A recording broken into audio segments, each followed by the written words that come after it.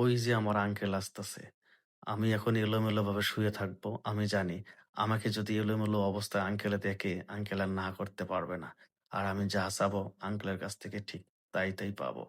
এখন নাবিলা এমনভাবে শুয়ে রয়েছে, নাবিলাকে দেখে তার আঙ্কেলের মাথা একদম নষ্ট। কারণ সে কখনো এইভাবে নাবিলাকে দেখেনি। সে কি করবে বুঝে উঠতে পারছে না। সে এখন ১ পা ২ পা করে নাবিলের কাছে যাচ্ছে। এবং তখনও তার মাথায় কাজ করতেছে না সে এখানে এসে কি করবে। তো নাবিলার খাটের পাশে যে সোফা, সেই সোফার মধ্যে বসে সে একবার নাবিলার দিকে তাকাচ্ছে, একবার ঘরের দিকে তাকাচ্ছে যে ঘরেতে আর অন্য কেউ আছে কিনা। আর এইদিকে নাবিলা যখন নাড়াচাড়া করতেছে তখন তাকে দেখে সে আর সাহস পাচ্ছে না নাবিলাকে ধরার জন্য। কিন্তু তার দুষ্ট মনে দুষ্ট বুদ্ধি এঁকে যাচ্ছে। কারণ এইরকম অবস্থায় সে কখনো নাবিলাকে দেখেনি। আর এই সুযোগটা কিন্তু নাবিলাই করে দিয়েছে। কারণ নাবিলার কথা হচ্ছে, আমি জানি যদি আঙ্কেল এই অবস্থায় আমাকে দেখে তাহলে আঙ্কেল আর চোখ ফিরাতে পাবে না। আর আমি যা চাই ঠিক আঙ্কেলের কাছ থেকে সেটাই পাবো। আর সে চাচ্ছে তার আঙ্কেল তাকে ধরুক, তাকে ভালোবাসুক। এই সারপ্রাইজটা সে যেন তার আঙ্কেলের কাছ থেকে পায়।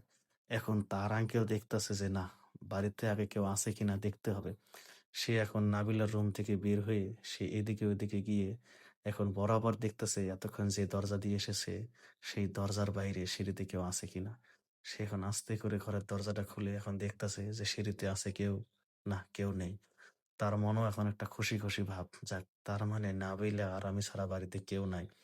আর নাবিলা যে পোশাক পরেছে তার মানে নাবিলা কি আমাকে গ্রিন সিগন্যাল দিচ্ছে? আচ্ছা পরেরটা পরে দেখবো। আগে দেখি বাড়িতে নাবিলা ছাড়া আমি ছাড়া আর অন্য কেউ আছে কিনা। এখন সে ১ পা ২ পা করে আরেকটি রুম, সেই রুমে গিয়ে দেখতেছে যে এখানে কেউ আছে কিনা। স্টোর রুম দেখতেছে এখানে বিভিন্ন জিনিসপাতি রাখে কিন্তু এখানে কেউ নাই। সে এখন চিন্তা করতেছে এখানে কেউ নাই, অন্য কেউ নাই।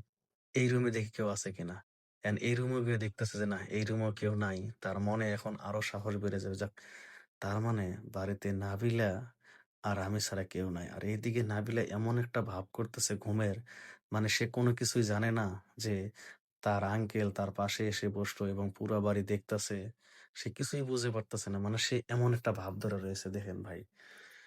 মানে আমাদের সমাজটা কোন জায়গায় গিয়েছে একটা জিনিস আপনারা চিন্তা করেন। এই মেয়েটা যদি তার আঙ্কেলকে এই সুযোগটা না দিত, তাহলে কিন্তু তার আঙ্কেল এই ধরনের একটা মানে মন মানসিকতা বা এই ধরনের একটা চিন্তাধারা কখনো মাথায় নিয়ে আসতো না। দেখেন, মেয়েটার বয়স কিন্তু তার হাঁটুর সমান। সেই মেয়েটা কিন্তু তার আঙ্কেলকে সুযোগ করে দিচ্ছে। এইজন্য আমি বলি এই ভিডিওটা প্লিজ ভাই আপনারা ঝড়ের গতিতে শেয়ার করে দিবেন। এখান থেকে অনেকজনে বুঝতে পারবে যে আসলে আমাদের ইয়াং জেনারেশন কোন পথে যাচ্ছে। দেখেন, তার চেয়ে কত বয়সে বড় তার বাবার বন্ধু, তার একজন আঙ্কেল, তাকে দেখেন সে সুযোগ করে দিচ্ছে। এবার দেখেন তার আঙ্কেল তার কাছে যখন তাকে ধরতে গিয়েছে এখন দেন সে নাবিলা লাফ দিয়ে উঠেছে। "কি ব্যাপার আঙ্কেল? আপনি এই জায়গায় কেন?" তখন বলতেছে যে, "না মানে আমি এমনি এসেছিলাম। আচ্ছা ঠিক আছে আমি যাচ্ছি।" পরে এখন নাবিলা বলতেছে, "আরে কেন এসেছেন বলেন না?"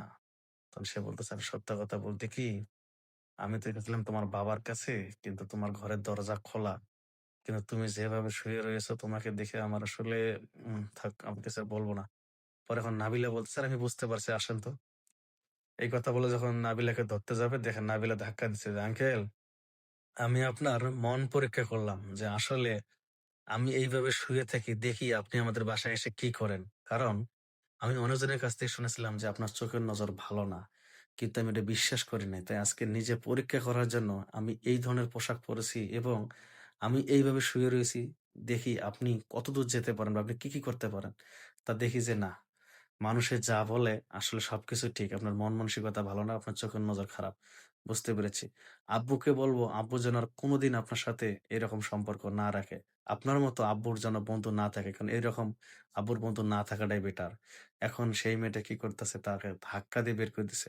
এখন আপনারাই বলেন এইরকম লোকের কি করা উচিত ভাই? প্লিজ ভিডিওটা শেয়ার করে দিবেন। আর এইরকম লোক কখনো আপনাদের বাড়িতে প্রবেশ করাবেন না। তাহলে মনে করুন অনেক বড় ভুল করবেন। কারণ এইরকম যারা দুশ্চরিত্র লোক আছে তারা কিন্তু সরলতার সুযোগ নিয়ে অনেক কিছু করতে পারে। এইরকম যার সাথে সম্পর্ক গড়ে তুলবেন, আত্মীয়তা গড়ে তুলবেন তার আচার-আচরণ, ব্যবহার দেখে তারপরে পরিবারে জায়গা দিবেন।